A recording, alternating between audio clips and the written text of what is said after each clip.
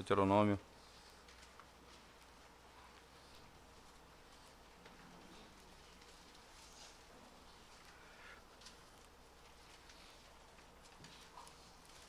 Nós vamos ler do verso 1 ao verso 8.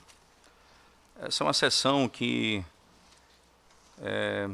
pela estrutura da narrativa, deveria ser pregada do verso 1 até o verso 40. Mas tem tanta riqueza no texto que eu não teria condições de resumi-la simplesmente em um sermão. Então eu vou dividir pelo menos em 3 partes esse texto, que tecnicamente não se faria, é uma estrutura única de texto, mas nós vamos dividir dessa forma. Primeiro, do verso 1 ao verso 8 do capítulo 4. Agora, pois, ó Israel, ouve os estatutos e os juízos que eu vos ensino para os cumprirdes, para que vivais e entreis e possuais a terra que o Senhor, Deus de vossos pais, vos dá.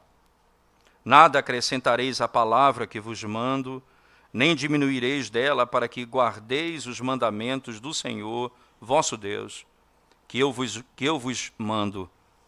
Os vossos olhos viram o que o Senhor fez por causa de Baal-peor, pois a todo homem que seguiu Baal-peor, o Senhor, vosso Deus, consumiu do vosso meio. Porém vós, que permanecestes fiéis ao Senhor, vosso Deus, todos hoje estáis vivos. Eis que vos tenho ensinado estatutos e juízos, como me mandou o Senhor meu Deus, para que assim façais no meio da terra que passais a possuir. Guardai-os, pois, e cumpri-os, porque isto será a vossa sabedoria e o vosso entendimento perante os olhos dos povos, que, ouvindo todos estes estatutos, dirão: certamente este grande povo é gente sábia e inteligente. Pois que grande nação há, que tenha deuses tão chegado a si como o Senhor nosso Deus, todas as vezes que o invocamos? E que grande nação há, que tenha estatutos e juízos tão justos como toda esta lei que eu hoje vos proponho? Amém. Vamos à presença de Deus mais uma vez em oração, irmãos. Ó Deus, nós te damos graças por tua palavra e pela oportunidade que o Senhor nos permite de ouvir a tua voz no santo dia do Senhor. Fala conosco, Senhor, derrama a tua graça sobre nós, ilumina a nossa mente e o nosso coração e glorifica o teu nome, exalta o teu nome e abençoa a tua igreja nessa manhã. Em nome de Jesus nós oramos. Amém. Essa narrativa, irmãos, que vai do verso 1 até o verso 40 do livro de Deuteronômio, do capítulo 4, ele tem uma estrutura muito importante. Ele é como se fosse aqui a estrutura de um pacto sendo estabelecido, os acordos de um pacto sendo lançado. Não é? E eles devem, então, cumprir o que está sendo ordenado nesse pacto. Se você der uma olhada, por exemplo, lá no finalzinho do texto, a partir do 23, diz assim: guardai-vos, não vos esqueçais da aliança do Senhor vosso Deus, feita convosco, e vos façais alguma imagem esculpida, semelhança de alguma coisa que o Senhor vosso Deus vos proibiu. Porque o Senhor teu Deus é fogo que consome, é Deus zeloso. E então, guardai-vos, não vos esqueçais da aliança do Senhor. Ainda, no mesmo texto, no verso 31, acompanhe comigo, ele diz, do 30 ao 31, ele diz: quando estiveres em angústia e todas estas coisas sobrevierem nos últimos dias e te voltares para o Senhor teu Deus e lhe atenderes a voz, então o Senhor teu Deus não te desamparará, porquanto é Deus misericordioso, nem te destruirá, nem se esquecerá da aliança que jurou a teus pais. Então, sempre há uma menção direta e até mesmo, caso eles quebrem a lei do Senhor, como o texto vai dizer, eles vão ser espalhados. Veja, no verso 27, ele diz: o Senhor vos espalhará entre os povos e restareis poucos em número entre as gentes aonde o Senhor vos conduzirá. Então, já está posto aqui que esses que vão assumir a terra vão perdê-la por causa do pecado. Se eles quebrarem a lei do Senhor, o Senhor vai expulsá-los da terra, eles serão lançados entre as nações, e o Senhor então vai mais uma vez, ouvindo o clamor deles, a misericórdia os alcançará. E o Senhor os trará de volta, restaurando mais uma vez a sorte de Israel. Isso está prescrito na aliança, está prescrito no pacto. Acontece que, como a estrutura de um pacto ela tem ela tem uma harmonia, é óbvio que não é aqui a intenção nossa dividir as estruturas do pacto, mas as seções de acordo com aquilo que é mais lógico dentro da narrativa. Primeiro momento, nós gostaríamos de focar nesses 8 versos dessa estrutura pactual, para que fique claro exatamente o que está acontecendo aqui.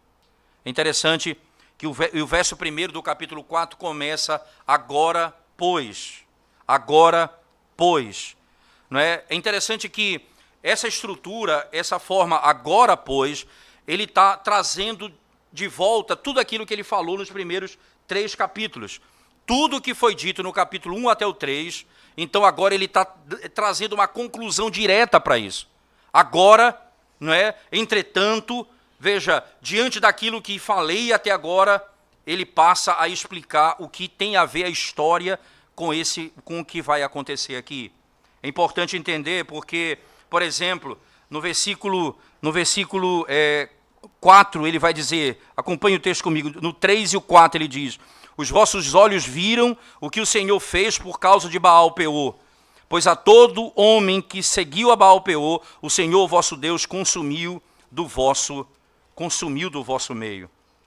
Tudo o que aconteceu em Baal-Peor, veja, o Senhor usa essa história para, mais uma vez, trazer a memória deles, o que aconteceu ali e o que eles não devem fazer a partir disso. Em outras palavras, o que ele está ensinando aqui é o que eles devem aprender com a história. Quem é essa geração que está entrando na Terra Prometida?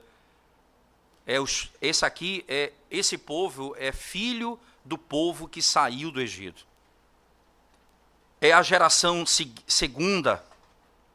Então, eles sabem que os seus pais ficaram no deserto porque foram incrédulos. E o que é interessante perceber é que o próprio Moisés está ficando também porque pecou contra o Senhor. E Moisés, como sendo o tipo do Redentor deles, ele é exatamente como eles. Ele também foi incrédulo como eles. Ele pecou contra o Senhor e por isso não entra na terra prometida. Agora, esses que vão entrar na terra prometida, eles precisam aprender com aquilo que aconteceu com seus pais. Eles têm de aprender o que aconteceu com seus pais. A história que eles acabaram de ouvir precisa servir de fundamento para a vida deles a partir daqui. Um comentarista chegou a dizer, é como se Moisés fosse um pai que fez aquilo que não era certo diante de Deus e quer ensinar os seus filhos, então ele diz: não façam o que eu fiz, não pratiquem o pecado que eu pratiquei, andem no caminho certo e o Senhor há de abençoá-los. O princípio bem próximo dessa realidade, não é?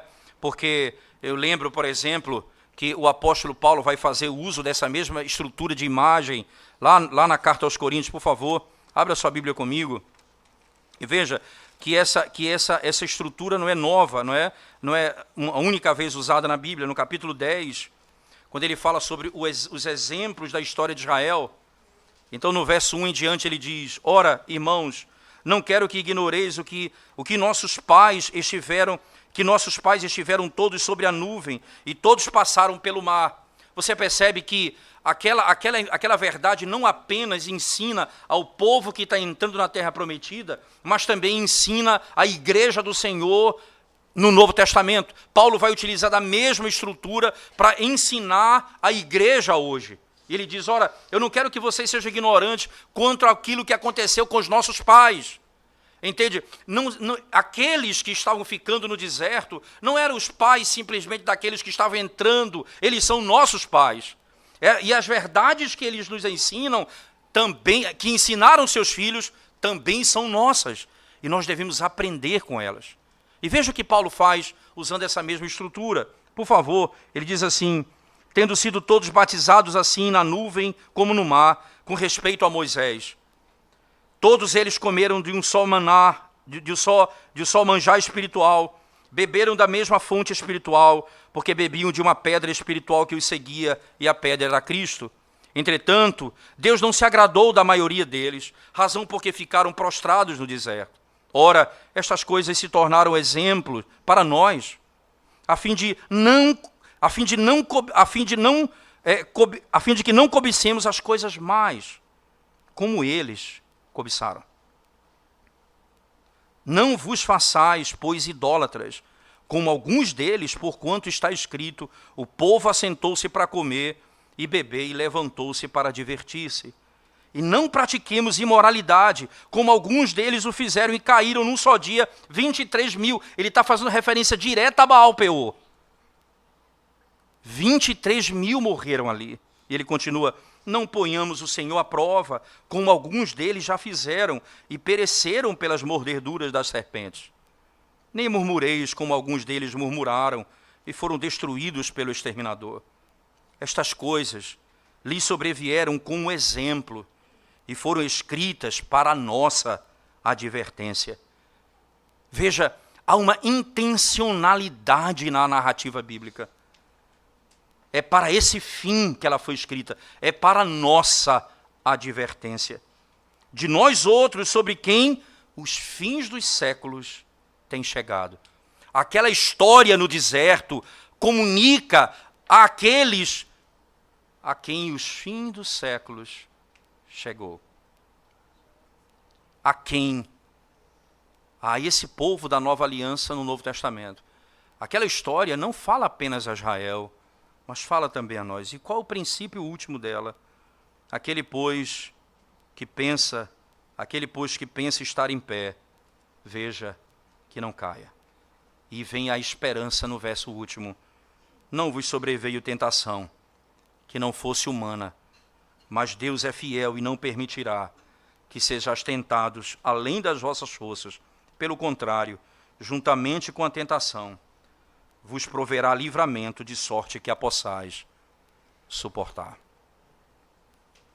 O exemplo não é para vocês praticarem as mesmas coisas erradas, mas para vocês entenderem que juntamente com a tentação virá a graça para suportá-la.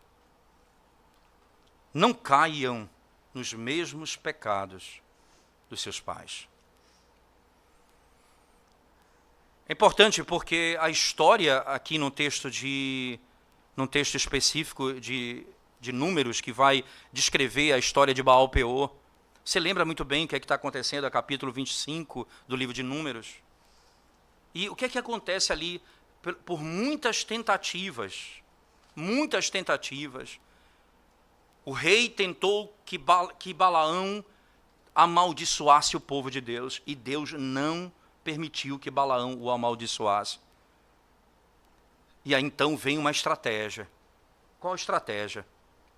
Ele pega as mulheres mais formosas e dos ímpios e seduz os filhos de Deus, os filhos de Israel, e eles praticam imoralidade no meio de Israel, e é a porta de entrada para a idolatria no meio do povo.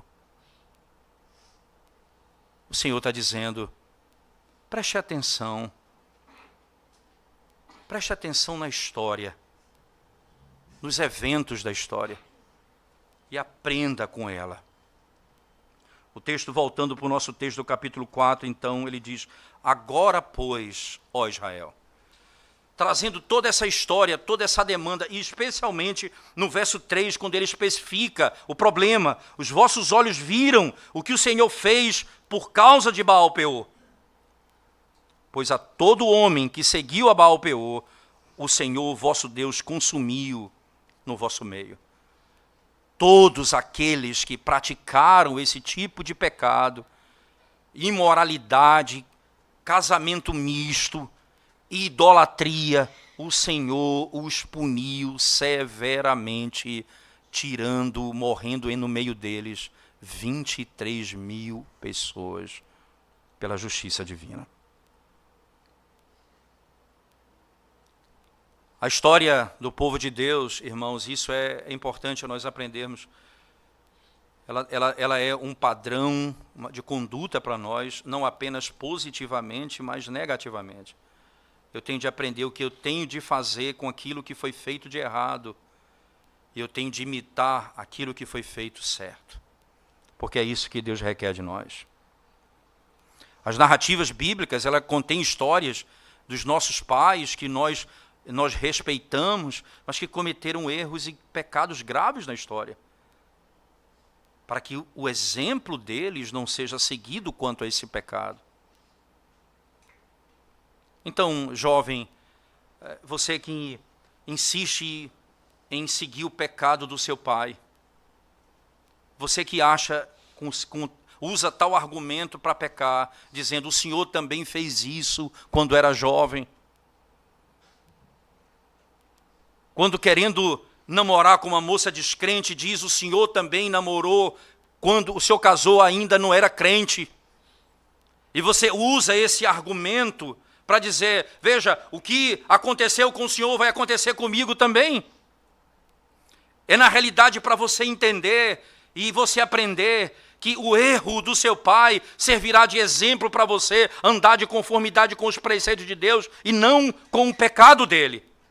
E você, pai, precisa com humildade dizer ao seu filho, eu estou dizendo para você não fazer isso porque eu fiz o que era errado. Eu não dei ouvidos à voz de Deus. Eu não andei de conformidade com os preceitos do Senhor. Então não siga os meus passos nesse pecado. Porque eu sei onde vai dar. E eu não quero que você sofra as consequências que eu sofri.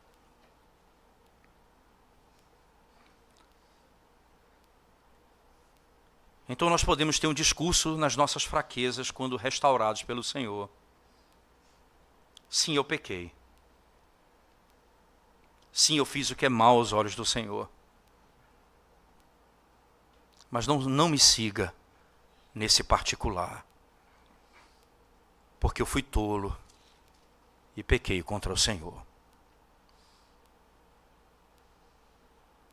O texto então diz, agora pois, ó Israel, agora pois, depois de toda a história, agora Baal Peor como centro da história. Agora, perceba que nesse momento, não é, a história nos ensina muita coisa, mas agora Moisés vai nos trazer um outro padrão importante. Não se aparte da palavra de Deus. Veja o verso 2 na sequência, por favor. No verso 1 ainda, ele continua, veja, ouve os estatutos e os juízos que eu vos ensino para os cumprirdes, para que vivais e entreis e possuais a terra que o Senhor Deus de vossos pais vos dá. Nada acrescentareis à palavra que vos mando, nem diminuireis dela, para que guardeis os mandamentos do Senhor vosso Deus, que eu vos mando. Veja que coisa intrigante Moisés usa aqui. Ouve os estatutos e os juízos, que eu vos ensino para os cumprirdes, para que vivais. E é interessante porque a atenção posta aqui nesse texto é a atenção de toda a revelação bíblica, que é obedeça para viver. Esse é um padrão bíblico. Cumpra a lei para você viver. Porque esse é o padrão claro na Escritura. Para você viver, você tem de ser perfeito. Tanto é que o jovem rico, lá no Evangelho de Lucas, no capítulo 18, imediatamente após a narrativa da parábola do publicano e do fariseu que sobe ao templo para orar, no verso 15 em diante, diz assim o texto. O jovem rico se aproxima de Cristo e diz, bom mestre, o que faço eu para herdar a vida eterna? Jesus então diz, você guarda os mandamentos? Você percebe? Jesus então está dizendo, você sabe qual é a maneira de você ter a vida eterna? Você precisa ser perfeito, obediente à lei de Deus. cumpra a lei e viva. Esse é um padrão lógico da revelação. E esse padrão não muda em nenhum momento da revelação bíblica, nem antes da queda, nem depois da queda. Esse é o padrão. Se não for perfeito, você não pode viver. Acontece que a imagem ela é localizada dentro de um momento histórico. Veja, a morte e a obediência, ou a vida e a obediência, estão ligados àquilo que acontece em Baal-Peor. Me parece que é essa a lógica do texto. Veja, no verso 3, os vossos olhos viram o que o Senhor fez por causa de Baal-Peor. Pois todo o homem que seguiu a Baal-Peor, o Senhor vosso Deus consumiu do vosso meio. Porém, vós que permaneceis fiéis ao Senhor vosso Deus, todos hoje estáis vivos. Veja, vocês que obedeceram à lei de Deus, vocês estão vivos. Então ele estabelece um padrão. Se você cumpre a lei de Deus, você vive. Se você quebra a lei de Deus, você morre. Ser perfeito e viva. Essa lógica bíblica, irmãos, ela nos ajuda a entender, não é, a necessidade de um Redentor, porque aqui a graça vai ser imediatamente posta. Ora, nós lemos na sequência do capítulo 4 de Deuteronômio, não é? Veja, por favor, como o texto é claro no verso 26 em diante. Acompanhem comigo, por favor.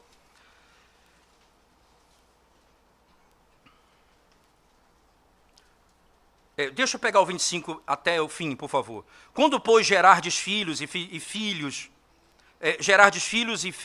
de filhos, e vos envelhecerdes na terra, e vos corromperdes, e fizerdes alguma imagem esculpida, semelhança de alguma coisa, e fizerdes mal aos olhos do Senhor teu Deus, para o provocar a ira, hoje tomo por testemunhas contra vós outros, o céu e a terra, que com efeito perecereis imediatamente, não é? Imediatamente da terra a qual passado o Jordão ides possuir, não prolongareis os vossos dias nela, antes sereis de todos destruídos. Vocês vão morrer. Aí preste atenção no texto. O Senhor vos espalhará entre os povos e restareis poucos em número entre as gentes aonde o Senhor vos conduzirá. Lá servireis a deuses, que são obras de mãos de homens, madeira e pedra, que não veem, nem ouvem, nem comem, nem cheiram. De lá buscarás ao Senhor teu Deus e o acharás. Que coisa interessante. Você percebe claramente que a morte explícita aqui e a misericórdia andam de mãos dadas. Por que o Senhor, que ordena o juízo sobre aqueles que pecam, os que estão debaixo do pacto, dentro do mesmo pacto, ele ordena a restauração dele. E se vocês me buscarem de lá, vocês vão me achar.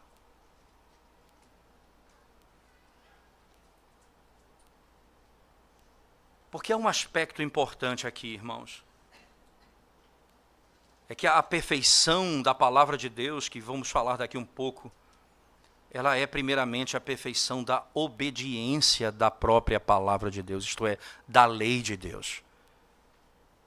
Ela precisa ser perfeitamente obedecida. Não há aqui esperança para eles. E essa obediência que vai fazer viver, e a desobediência que vai levar à morte, ela tem um elemento novo num texto, porque lá na frente diz, não apenas a obediência à lei me faz viver, mas mostra a sabedoria. Veja, por favor, ainda voltando lá para Deuteronômio, no capítulo 4, no início do texto, no verso 5 ele diz, eis que vos tenho ensinado estatutos e juízos, como me mandou o Senhor meu Deus, para que assim façais no meio da terra que passais a possuir. Guardai-os, pois, e cumpri-os, porque isso será a vossa sabedoria e o vosso entendimento.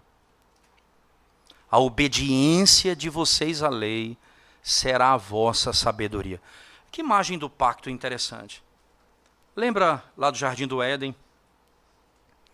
Quando a mulher olhou para a árvore e disse, essa árvore é desejosa para dar sabedoria. A sabedoria vem da lei de Deus, da obediência à lei de Deus. Eles seriam sábios se eles amassem a lei de Deus, se eles guardassem a lei de Deus, se eles tivessem prazer na lei de Deus. Aqui, tanto é que o texto diz, ela será sabedoria para vocês. Só que Satanás diz à mulher, não, se você obedecer à lei, na realidade, você vai estar apenas cumprindo um temor de Deus, que Ele teme que vocês sejam iguais a Ele. Coma do fruto que Ele ordenou não comer, porque em desobedecer está a sabedoria.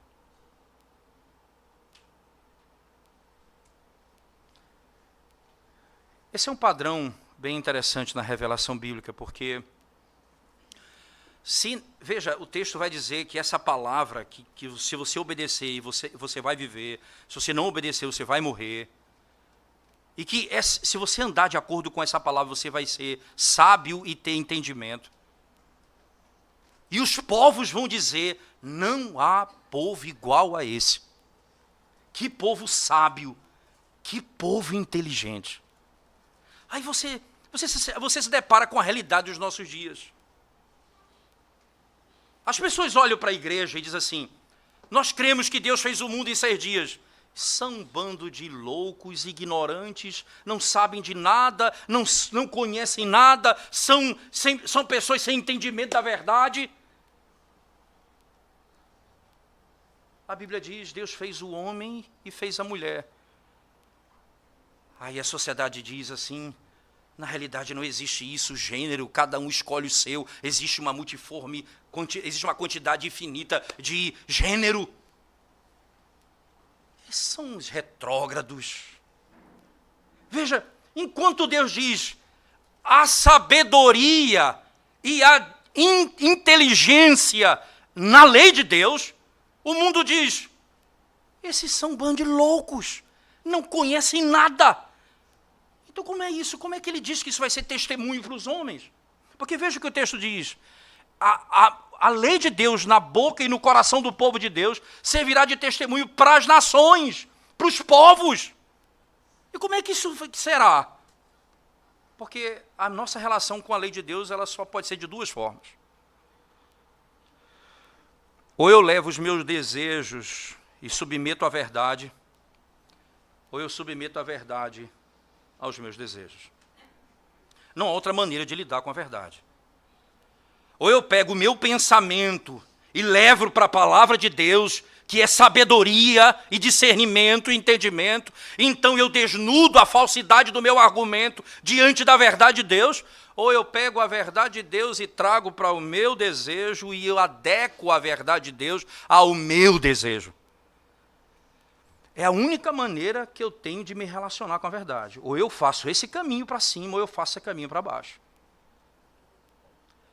Ela é testemunho para os homens. O problema é que eles pegam a verdade e adequam às suas pecaminosidades, aos seus anseios carnais. E eles então desfiguram a verdade, reinterpretam a sabedoria de Deus, transformando-a em loucura. Pegando o exemplo de Baal-Peor, você ensinar um jovem da sua igreja a não se relacionar com uma moça descrente, isso poderia ser uma discriminação. Essa é a maneira de você pegar a verdade e adequar os desejos do teu coração. O outro caminho é, eu estou apaixonado por alguém que não teme a Deus. Mas Deus diz que eu não devo fazer isso. Aí eu pego os meus desejos e levo para a verdade. E lá a minha mentira é desvelada. E o meu coração se submete à sabedoria e ao discernimento da lei de Deus. Sim, é testemunho para o mundo. Mas há um aspecto também que essa lei obedecida, ela é sábia e ela é inteligente e servirá de testemunho para as nações pelo modo como nós vivemos. Perceba, quem é a nossa lei? A quem nós nos submetemos? Quem é o Senhor da nossa vida? A igreja precisa ser esse jardim fechado de Deus no mundo, um exemplo de como deveria ser a humanidade, um povo que se submete ao Senhor de toda a terra. Um povo que ama a lei dele, um povo que tem prazer nos seus ensinamentos, um povo que não quer a felicidade do mundo, mas a felicidade que provém da obediência ao Senhor.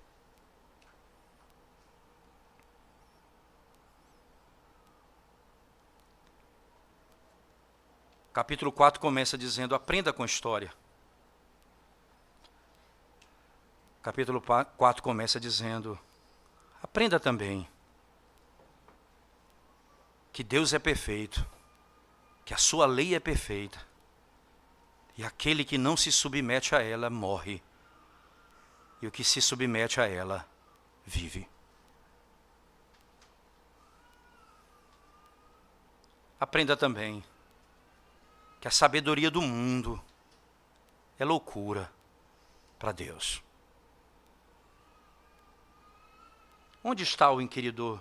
Onde está o sábio? Onde está o homem desse século? Deus transformou a sabedoria deles em loucura. Nós somos o povo que tem desejos pecaminosos, porque somos pecadores, mas que levamos os nossos desejos à verdade imutável de Deus.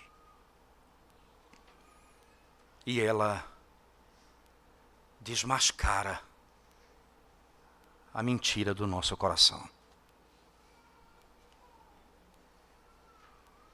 A lei de Deus é perfeita e ela vai cumprir exatamente esse papel. Mas uma coisa também importante com respeito a essa lei, ela é revelada e ela é perfeita e nada pode se acrescentar a ela. Interessante que o texto, não é, os aspectos do texto são bem interessantes. No verso 2, e me intriga muito a maneira como esse texto é construído. Veja, nada acrescentareis à palavra que vos mando, nem diminuireis dela para que guardeis os mandamentos do Senhor, vosso Deus, que eu vos mando. Veja, você não vai diminuir da palavra, nem vai acrescentar nada à palavra. Para quê? Para que guardem os mandamentos. Eu não posso guardar os mandamentos se eu acrescento ou se eu tiro. É interessante que Jesus vai dizer isso lá em Mateus 15. Vocês anulam a palavra de Deus pelas vossas tradições. Você percebe? Você acrescentou algo à lei de Deus e isso me impede de obedecer à lei do Senhor. Quando eu acrescento algo, eu não consigo obedecer. Esse é um princípio claro. Thomas Boston, pegando esse versículo especificamente, diz: Deus ordenou o batismo, mas não ordenou o sinal da cruz. Deus ordenou a ceia do Senhor, ele diz, mas não ordenou o ajoelhar-se diante dela. Não há ordenança bíblica para isso. Mas há ordenança para o batismo. Então o que acontece? Você acrescenta algo à lei de Deus, ou você retira algo da lei de Deus, então o homem torna-se incapaz de obedecê-la. Porque você vai danificar a palavra de Deus, acrescentando a ela o que Deus não ordenou. Nada pode se acrescentar à palavra de Deus. Isso mostra o papel importante da própria revelação bíblica, irmãos, quando Quando a Escritura, por exemplo, nos ensina lá na segunda carta de Paulo a Timóteo, com todas as letras, não é?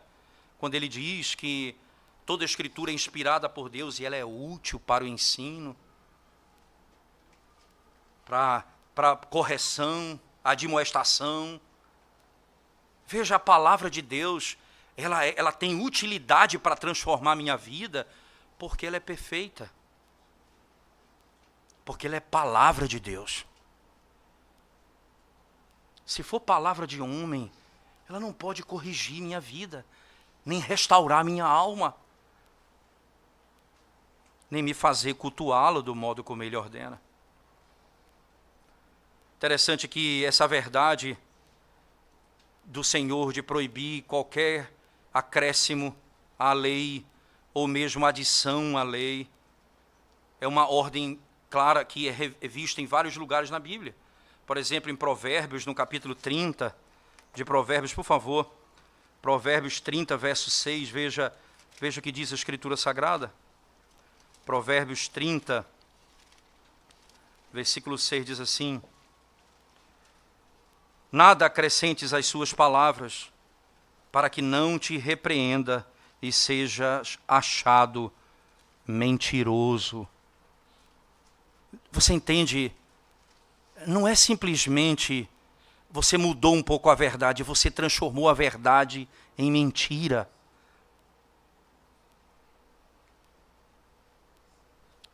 E a última revelação em Apocalipse, no capítulo 22, me parece que executa exatamente esse princípio. Apocalipse 22, verso 18, diz assim: eu, a todo aquele que ouve as palavras da profecia deste livro, testifico, se alguém lhes fizer qualquer acréscimo, Deus lhe acrescentará os flagelos escritos neste livro. E se alguém tirar qualquer coisa das palavras do livro desta profecia, Deus tirará a sua parte da árvore da vida, da cidade santa e das coisas que se acham escritas nesse livro. Você sabe o que significa? Não é simplesmente corromper uma lei, não é corromper um detalhe do culto com uma invenção humana. O efeito disso é trágico. Eu vou tirar a tua parte na árvore da vida. Eu vou tirar a tua parte na cidade santa. Eu vou tirar a tua parte nas coisas que se acham escritas neste livro. Nada acrescentareis à lei de Deus. Ela é perfeita.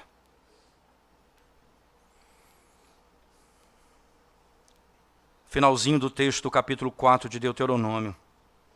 Então diz assim a palavra do Senhor. Capítulo 4 de Deuteronômio, o texto que nós lemos, verso 6 até o 8 diz: guardai-os, pois, e cumpri-os, porque isso será a vossa sabedoria e o vosso entendimento perante os olhos dos povos, que, ouvindo todos estes estatutos, dirão: certamente este grande povo é gente sábia e inteligente. Pois que grande nação há que tenha deuses tão chegados a si como o Senhor, nosso Deus, todas as vezes que o invocamos? E que grande nação há que tenha estatutos e juízos tão justos como toda esta lei que eu hoje vos proponho? Que nação há que tenha lei tão perfeita e tenha Deus tão chegado, tão próximo? E aqui entra então um ponto importante, irmãos. Adão não cumpriu a lei de Deus e morreu. E toda a raça humana morreu com ele. Todos nós nascemos em pecados e somos transgressores da lei de Deus. O que seria de nós? O que seria de Moisés, que quebrou a lei de Deus? No próprio pacto da graça, no próprio pacto instituído por Deus na linguagem do capítulo 4, ele diz: se vocês quebrarem a minha lei, e especificamente da idolatria, que é o que nós vamos discutir, tratar no próximo domingo, se eu permitir, porque vocês quebraram a minha lei, eu vou puni-los e espalhá-los pelo mundo. Mas se vocês me buscarem, vocês vão me achar.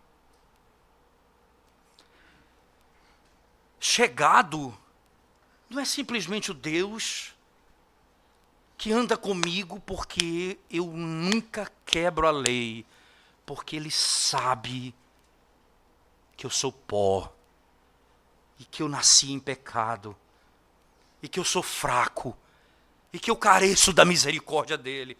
Ele sabe que eu sou pecador. Não há Deus chegado como o nosso Deus, que depois de espalhar o povo pelo pecado diz, se eles me buscarem, eles me acharão. Eu serei buscado e eu os ouvirei. Porque isso então é possível? Porque a Escritura diz que Deus enviou um homem, o Deus homem, Jesus Cristo, e cumpriu a lei. Diz a Escritura em Hebreus 4, ele nunca cometeu pecado. Na segunda carta de Paulo aos Coríntios, no capítulo 5, 21, diz, aquele que não conheceu o pecado, foi feito oferta pelo pecado. Nunca. Em Hebreus 7 diz, separado dos pecadores, meu representante, o meu Redentor, veio ao mundo e cumpriu toda a lei de Deus, nenhuma deixou de ser cumprida. E como Paulo descreve na carta aos Filipenses, ele foi fiel, obediente até a morte. Ele foi obediente do início até a sua morte.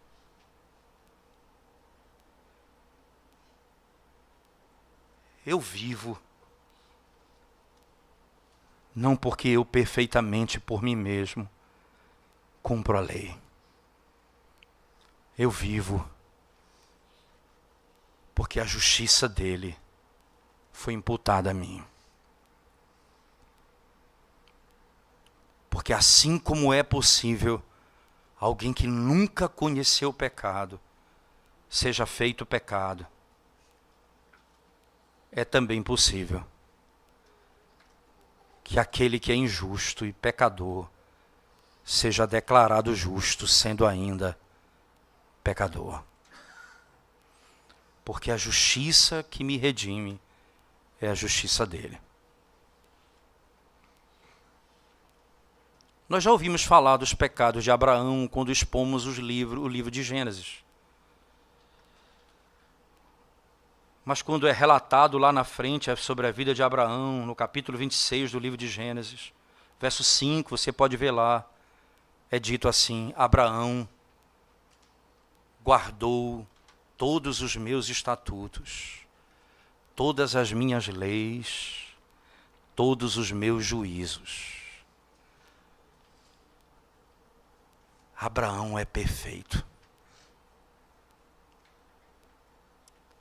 Porque a minha perfeição, como a perfeição de Abraão, como a perfeição de todo crente, é a perfeição de Cristo, a justiça dele imputada a nós.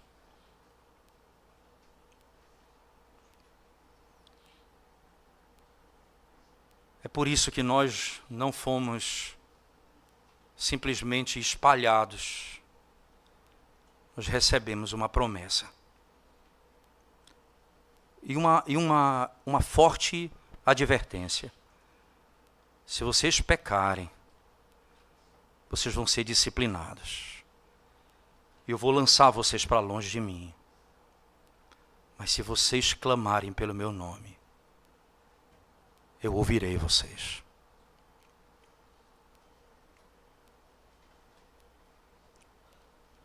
Todo aquele que crê em Cristo, a justiça de Cristo é imputada a nós pela fé. E essa justiça é quem diz que somos perfeitos. Vivemos, porque o verdadeiro perfeito que é Cristo, vive em nós. E é essa a esperança da igreja. Mas ao mesmo tempo, entenda, irmãos, que o Senhor ordena ao seu povo que viva de conformidade com os seus estatutos, porque receberá benefícios e glorificará o seu nome. E há um aspecto na obediência que diz: será testemunho para as nações. Os povos saberão. Foi assim com Cristo. Cumpriu a lei e é anunciado a toda a terra. Há um homem, há um Deus que se fez homem e veio salvar o seu povo. E ele perfeitamente obedeceu a lei. E todos os povos da terra correrão para ele. Pela obediência do único que é perfeito. Mas a nossa obediência ao Senhor, que não é perfeita em si mesma, mas é perfeita em Cristo, a nossa obediência, ela é exemplo para o mundo. E quando a igreja, que foi chamada pelo Senhor para adorar o Senhor conforme Ele prescreveu na sua palavra, para fugir da idolatria, fugir do casamento misto, esse povo que Deus chamou, quando ele não vive de conformidade com o Evangelho, ao invés de lançar luz sobre a glória de Deus, nós tornamos o nome de Deus em chacota entre as nações. Nós causamos vergonha ao nome do Senhor. Os povos ridicularizam do nosso Deus por nossa causa. É o que Paulo diz aos Romanos no capítulo 2, citando Ezequiel no capítulo 36, abertamente. O nome do Senhor é tratado como chacota entre os povos por vossa causa. Então veja como você anda, irmão. E igreja, veja como você adora a Deus. Nós devemos fazer de conformidade com o que está escrito, nada acrescentando, nada tirando, sabendo que quando vivemos de obediência à lei de Deus, nós somos sábios para Deus, não necessariamente para o mundo, mas mesmo assim o mundo verá que a nossa vida, vivida de acordo com os padrões de Deus, é superior à vida que eles vivem. É superior à vida do mundo. Porque vivemos para a glória de Deus. No de coração, então, preciso entender 3 coisas e concluo direto dizendo isso. Primeiro, tenho que aprender com a história. Eu preciso aprender com a história. Eu preciso aprender a até ler a história das Escrituras Sagradas. Não apenas como história, mas como Paulo diz, como exemplo para mim. Para que os pecados dos nossos pais do passado, e até mesmo os nossos pais hoje, sirvam de exemplo para não andarmos nos caminhos pecaminosos que eles andaram. Mas o exemplo de vida deles deve ser seguido.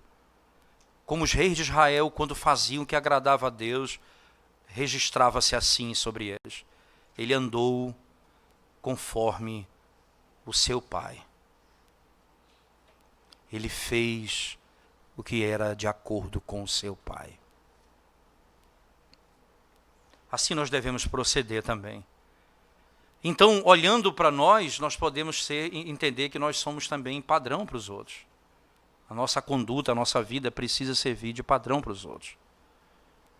Mas lembre-se, você precisa ser sábio para aprender com os erros e com os acertos.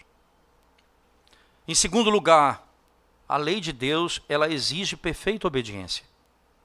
obedeça e viva.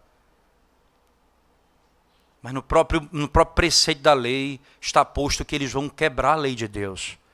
Mas se eles se arrependerem, eles serão salvos. Então a perfeição que me redime não é a minha pessoal, é a perfeição de Cristo, que é o meu Salvador. E nele, somente nele, eu tenho forças para guardar a lei do Senhor e praticar o que agrada a Deus. Vivendo assim, a minha vida será testemunho para o mundo. O mundo saberá que a lei de Deus é sábia e perfeita. E que nós somos um povo que nenhum Deus é tão achegado quanto a esse povo. O nosso Deus é Deus achegado a nós. Não tenha dúvida disso. A ponto de, mesmo quebrando a sua lei, quando clamamos o seu socorro e a sua misericórdia, Ele nos ouve. Bendito seja o nosso Deus, que é perfeito e justo, mas rico em misericórdia. Vamos orar mais uma vez ao Senhor. Ó Deus, Tua palavra, Tua verdade exposta, as exigências diante de nós, nos fazem, Senhor Deus, entender que Tu és santíssimo e nós somos pecadores. E que é impossível a nós termos comunhão contigo se o Senhor mesmo não vier nos resgatar como o Senhor fez, nos tirando da morte, do pecado e do juízo, da condenação. E nos fez, ó Deus, assentar à direita do Senhor, assentar em Cristo Jesus nas regiões celestiais. E agora, Senhor, viver para a glória do Teu nome. Abençoa-nos, ó Deus, para que a Tua lei, os Teus preceitos, os Teus mandamentos sejam obedecidos, amados e desejados. E a Tua perfeita palavra seja, Senhor Deus, como descrito pelo salmista, seja o nosso prazer. O meu prazer está na lei do Senhor, e nela medito dia e noite. Pedimos isso, Senhor, em nome de Jesus. Amém. Amém, Senhor.